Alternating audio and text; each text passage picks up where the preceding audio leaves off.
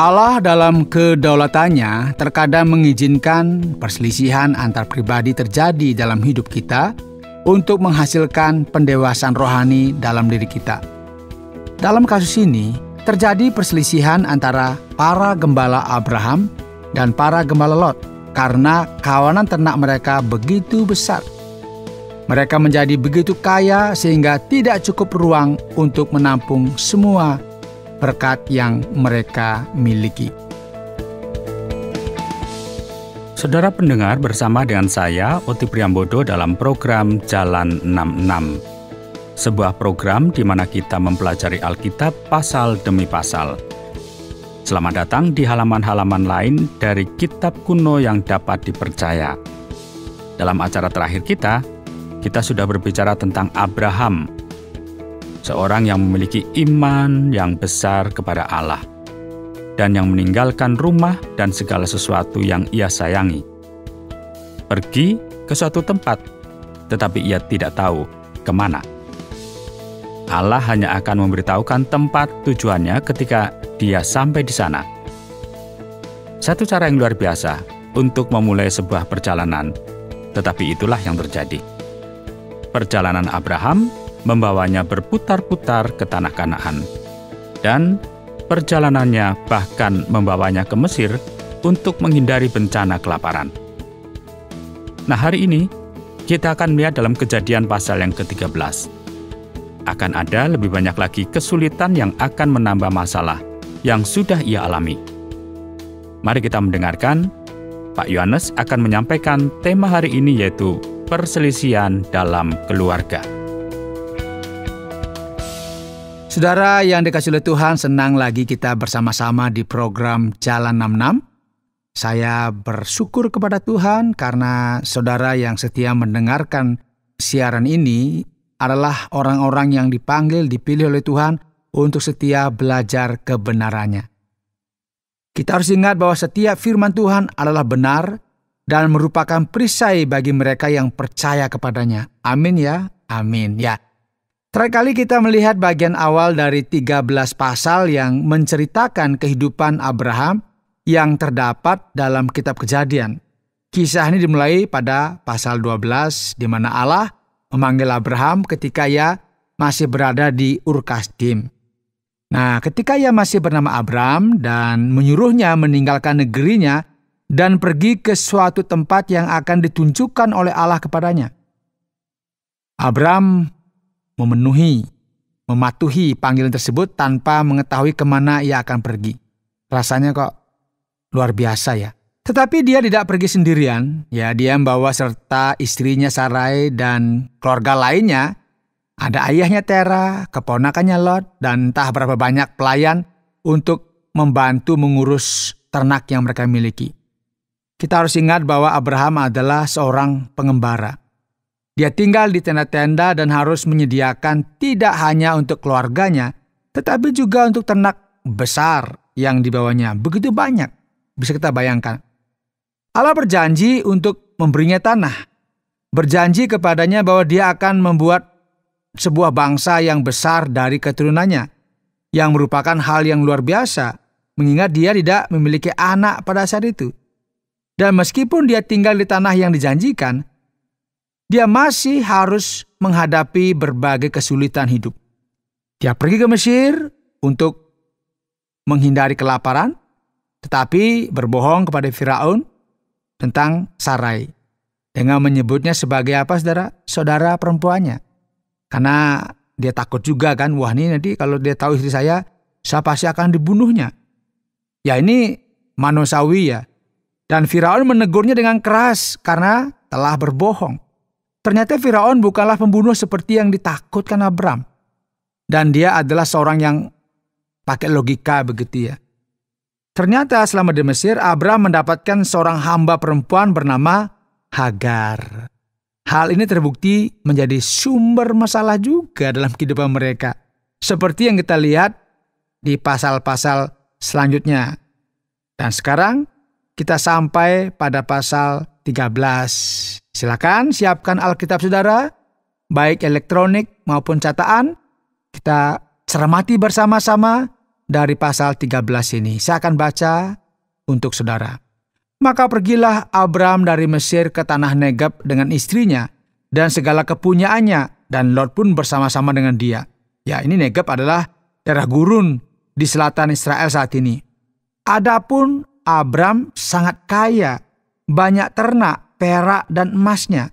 Ia berjalan dari tempat persinggahan ke tempat persinggahan, dari tanah Negeb sampai dekat Betel, di mana kemahnya mula-mula berdiri antara Betel dan Ai.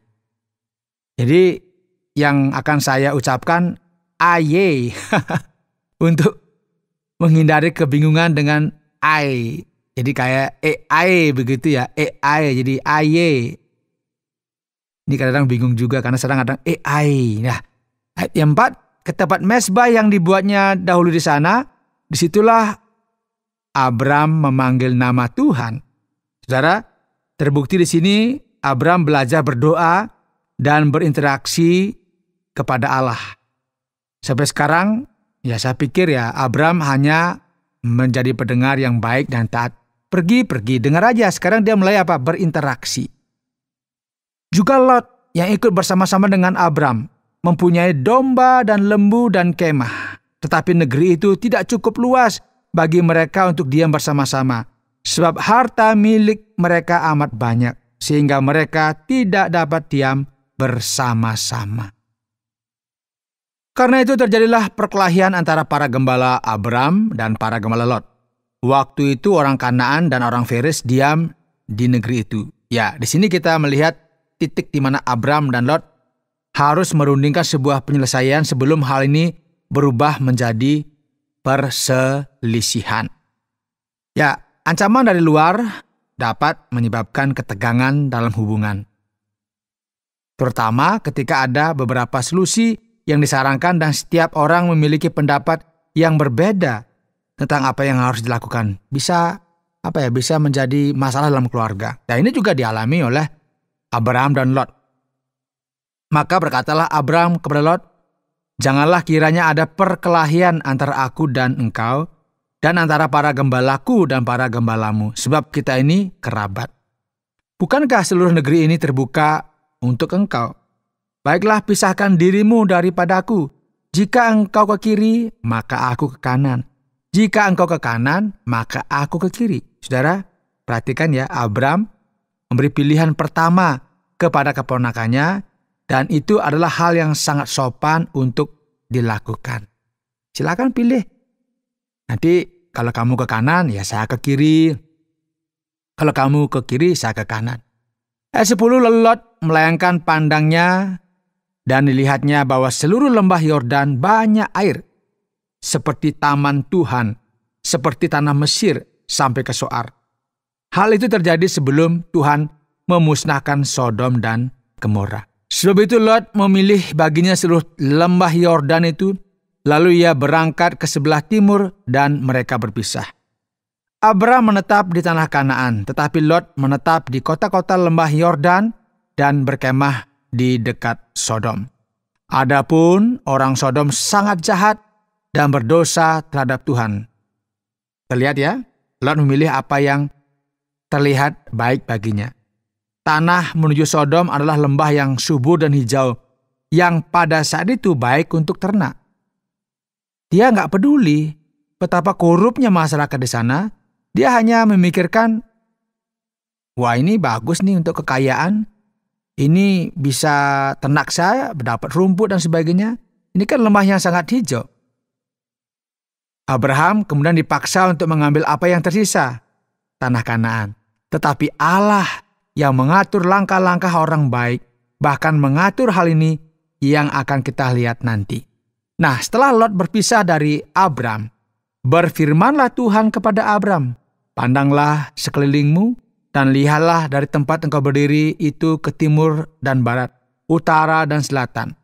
Sebab seluruh negeri yang kau lihat itu akan kuberikan kepadamu dan kepada keturunanmu untuk selama-lamanya.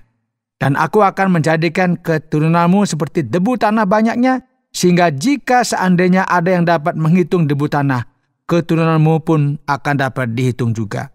Bersiaplah, Jalanilah negeri itu menurut panjang dan lebarnya, sebab kepadamulah akan kuberikan negeri itu. Sesudah itu Abram memindahkan kemahnya dan menetap di dekat pohon-pohon terbantin di Mamre dekat Hebron. Lalu didirikannya lah mezbah di situ bagi Tuhan. Dan pasal ini, saudara, menunjukkan kepada kita bahwa janji Allah masih berlaku. Dan bahwa ancaman dari luar maupun dari dalam sama sekali tidak akan menghancurkan rencana Allah dalam kehidupan Abram, yang kelak akan menjadi bapa leluhur yang terkenal dengan nama siapa? Tepat, Abraham. Anda sedang mendengarkan Jalan 66 dalam rangkaian pembahasan Kitab Kejadian pasal yang ke-13. Kisah tentang Abraham dengan tema perselisihan dalam keluarga. Kita telah menyalahkan Lot yang ingin memilih Sodom sebagai pilihan yang terbaik. Apakah dia salah dalam membuat pilihan yang dia lakukan? Dan kalau memang iya, apa yang salah? Ya, baik, saya akan coba menjelaskan ya. Lot melakukan apa yang kebanyakan dari kita akan lakukan jika berada dalam situasi yang sama. Pamannya Abram memberinya pilihan, ya kan? Jadi Lot menggunakan akal sehatnya, melihat bahwa lembah itu subur dan memiliki prospek yang baik untuk masa depan. Ya, kita semua pasti membuat pilihan seperti itu berdasarkan apa yang kita lihat, dan kita melakukan apa yang kita pikir, oh ini pasti akan memberikan hasil yang terbaik pada saat kita ada di sana. Ya, saya rasa Lot tidak tahu ya masyarakat seperti apa yang akan dia hadapi ketika ia berjalan menuju Sodom. Nah, catatan di kitab Kejadian mengatakan bahwa mereka jahat, tetapi Lot tidak tahu itu. Jadi, tidak ada yang bisa menyalahkan Lot untuk membuat pilihan itu yang dia lakukan, ya hanya melakukan apa yang menurut dia baik. Nah, lagi pula, jika ia memilih daerah perbukitan, maka Abramlah yang akan turun ke Sodom dan bukan Lot. Menurut saya, masalah Lot bukan terletak pada pilihan tempat tinggal yang salah, tetapi pada karakternya yang lemah. Kita tidak melihat Lot menawarkan Abraham pilihan apapun. Kita tidak melihat Lot membangun mezbah untuk Allah dan menyembah Allah. Ada kepura-puraan dalam dirinya. Kita tahu dari surat 2 Petrus bahwa Lot disebut orang benar. Dan mungkin memang demikian. Dia mungkin benar-benar mengetahui perbedaan antara kebajikan dan kejahatan. Tetapi kita akan melihat dia mendapat masalah. Dan Abram akan selalu ada yang harus menyelamatkan Lot dari kesulitan akibat pilihan-pilihan yang buruk. Ya, tetapi kita tidak ingin membahasnya terlalu jauh ya. Hanya saja kami ingin mengatakan bahwa kita nggak boleh hanya mengikuti naluri alamiah kita saat mengambil keputusan besar. Nah, ini harus ingat ya, ada sebuah Amsal mengatakan, percayalah kepada Tuhan dengan segenap hatimu dan janganlah bersandar pada pengertianmu sendiri.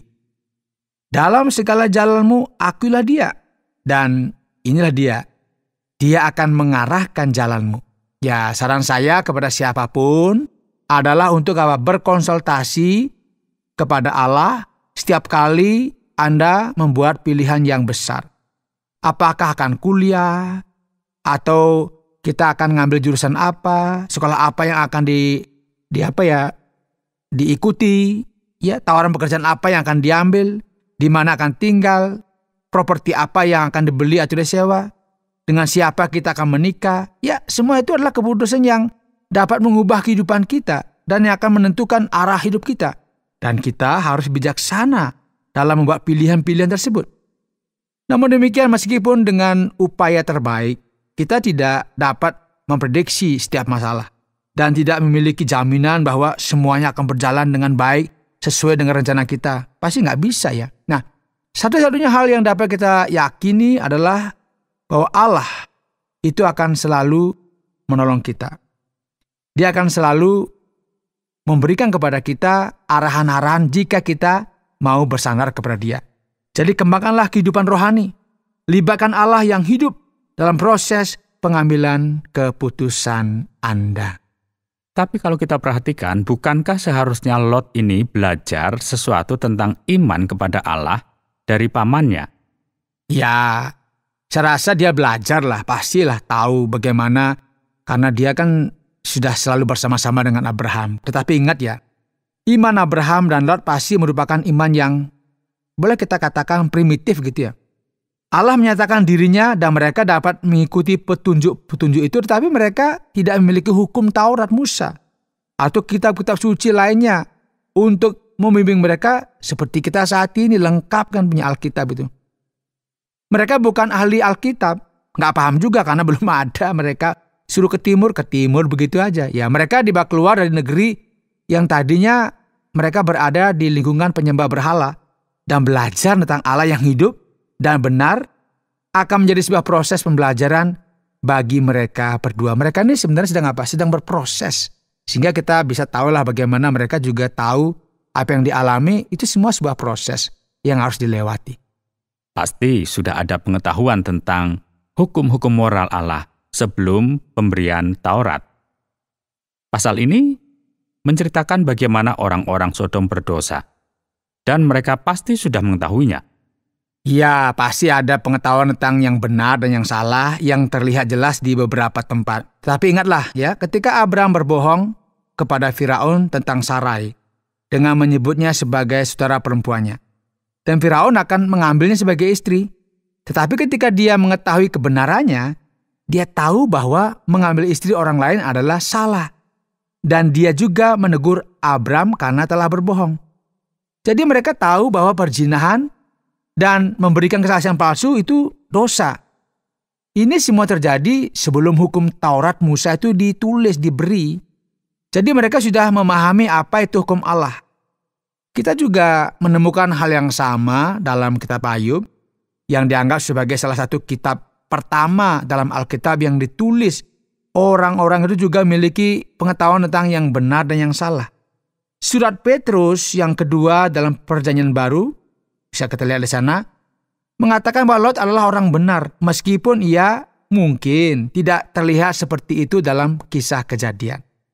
Petrus menggambarkan bagaimana Lot menderita di dalam batinnya karena dia tidak menyetujui hal-hal yang dilakukan oleh masyarakat yang ada di kota itu. Semua itu akan dibahas lebih lanjut ketika kita nanti masuk lebih jauh dalam kitab Kejadian. Tetapi untuk pertanyaan yang tadi diajukan, ya, mereka tahu mana yang benar dan mana yang salah. Sekarang Pak Yohanes, dalam beberapa pasal pertama kitab Kejadian, kita melihat iblis dalam rupa ular yang menggoda Hawa. Namun, kita tidak menemukan referensi tentang iblis setelah Adam dan Hawa diusir dari taman. Nah, apakah ular itu terlibat dalam kisah hidup Abraham? Ini pertanyaan yang sangat jenius ya. Dalam Perjanjian Lama ya, iblis tidak terlalu mendapat banyak perhatian ya, karena penekanannya lebih kepada apa yang Allah lakukan. Dan memang benar, Allah adalah pencipta dan dia yang berada di balik segala sesuatu yang terjadi. Allah lah yang membuat sejarah menjadi seperti sekarang ini. Dan dialah yang berhak menerima pujian. Dialah yang menjadi objek penyembahan kita.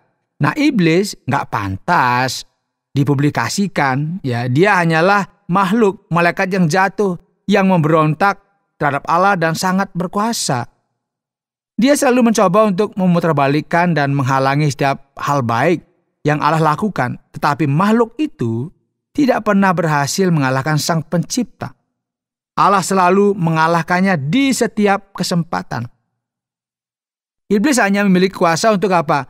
Melakukan hal-hal yang Allah izinkan. Ya, seorang membuat perbandingan yang menarik dengan mengatakan bahwa iblis itu seperti anjing pitbull milik Allah.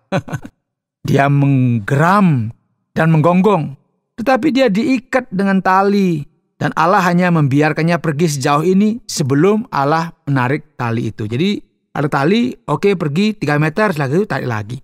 Dan iblis tercekik dan terseret kembali, karena kan ada talinya. Itu kira-kira kayak seperti kalau ilustrasikan. Lebih jauh lagi ya, iblis tidak dapat membuat kita melakukan sesuatu. Ia hanya dapat menanamkan sugesti di kepala kita, kemudian kita menolak atau menerimanya. Ya, mungkin saja iblis menanamkan sugesti dalam pikiran Abraham, dan Lot, tetapi mereka bertanggung jawab atas apa yang mereka lakukan, bukan iblis. Kita tidak boleh menyalahkan iblis ya untuk semua kesalahan, dan apa yang kita lakukan ya kitalah yang memutuskan karena kita menerima sugesti atau saran yang diberikan. Oke, Pak Yohanes. Mari kita bicara tentang tanah yang dijanjikan kepada Abraham. Banyak orang saat ini beranggapan bahwa tanah itu adalah tanah Israel saat ini. Tetapi pasal yang ke-13 tampaknya menunjukkan bahwa tanah itu jauh lebih luas dari itu. Ya, ini pertanyaan yang bagus Pak Otia. Jika kita dapat melihat perjanjian Abraham pada sebuah peta, kita akan tercengang melihat bahwa janji Allah adalah untuk tanah yang membentang dari sungai Nil di Mesir sampai ke sungai Efrat di Irak sekarang.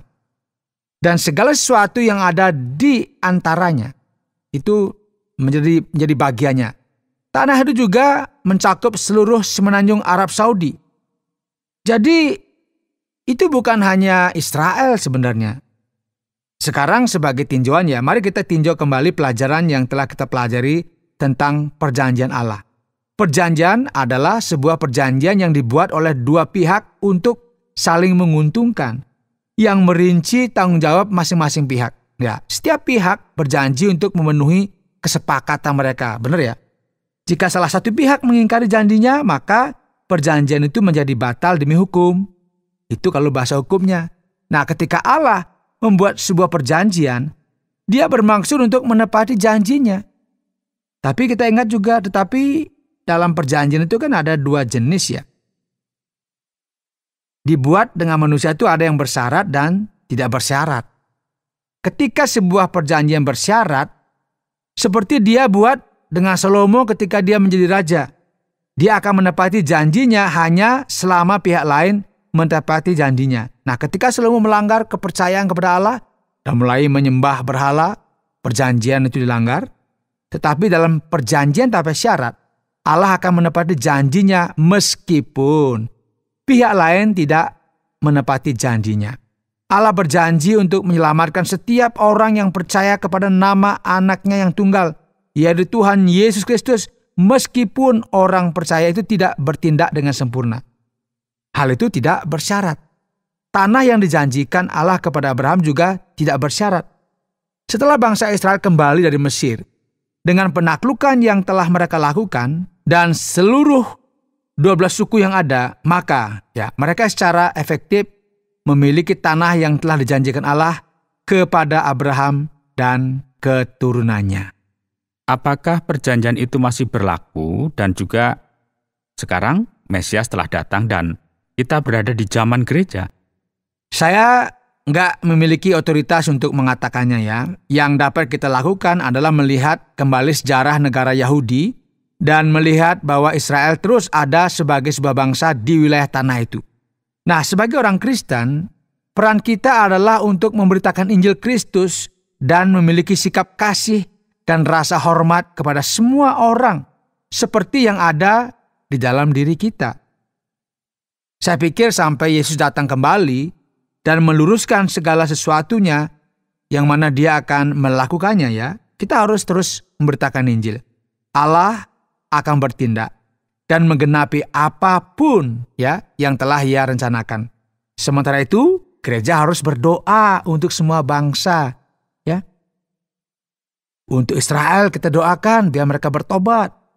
Juga bangsa-bangsa lainnya. Karena Allah tentu saja ingin agar semua orang bertobat dan datang kepada pengenalan akan kebenaran dan ingin menyatakan Injil Kristus yang menyelamatkan kepada mereka juga. Ya, kita nggak memiliki otoritas untuk menghakimi. Kita memiliki otoritas untuk memperingatkan orang jahat. Penghakiman akan datang, jadi bertobatlah dan percayalah kepada Injil. Terima kasih banyak Pak Yohanes. Yang berikut kita akan melihat dan juga mencoba untuk menyimpulkan kejadian pasal yang ke-13 ini. Ya, tema kita adalah perselisihan dalam keluarga dan kita melihat di sini peran konflik dalam kehidupan orang-orang yang percaya kepada Allah dan bagaimana menangani perselisihan dengan anugerah. Allah dalam kedaulatannya terkadang mengizinkan perselisihan antar pribadi masuk ke dalam kehidupan kita untuk mendewasakan kita secara rohani. Dalam kasus ini, terjadi perselisihan antara gembala-gembala Abraham dan gembala-gembala Lot karena jumlah ternak mereka yang begitu banyak. Mereka telah menjadi sangat kaya, sehingga tidak ada cukup ruang untuk menampung semua berkat yang mereka miliki. Ya, ini bukan masalah benar atau salah. Ini hanya masalah preferensi pribadi. Jadi Abraham dapat membicarakannya dengan Lot dan mereka mencapai kesepakatan yang dalam hal ini adalah mereka harus berpisah. Masing-masing akan menetap di tempat yang berbeda. Abrahamlah yang mengambil inisiatif, memberikan pilihan kepada Lot. Ini adalah cara yang baik untuk menyelesaikan beberapa konflik, terutama di antara anggota keluarga. Jadi cari tahu apa yang diinginkan orang lain dan biarkan mereka memilih. Selama tidak ada kesalahan yang jelas, dengan rendah hati bersedia untuk mengambil pilihan kedua. Mungkin nggak gampang ya.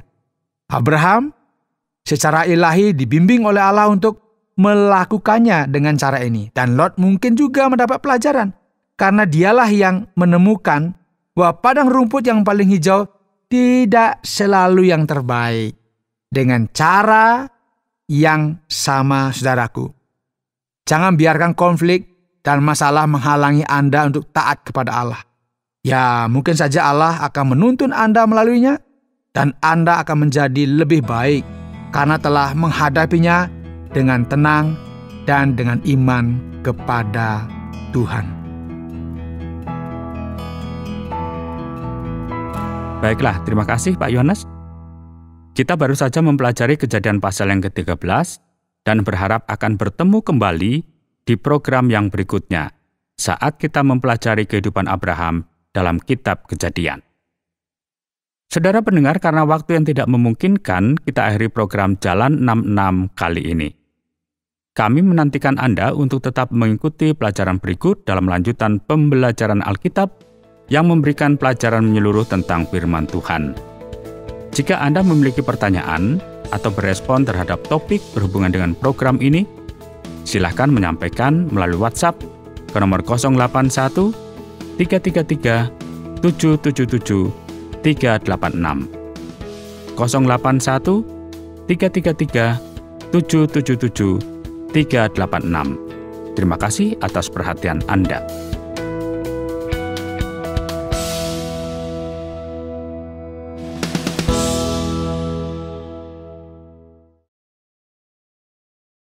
Terima kasih Anda sudah mengikuti program kami. Jika Anda diberkati, jangan lupa like, komen, dan share supaya Anda tidak ketinggalan setiap program terbaru kami. Jangan lupa juga untuk subscribe channelnya dan nyalakan loncengnya. Jika Anda ingin mendukung pelayanan kami, bisa melalui rekening kami berikut ini atau menghubungi kami di sini.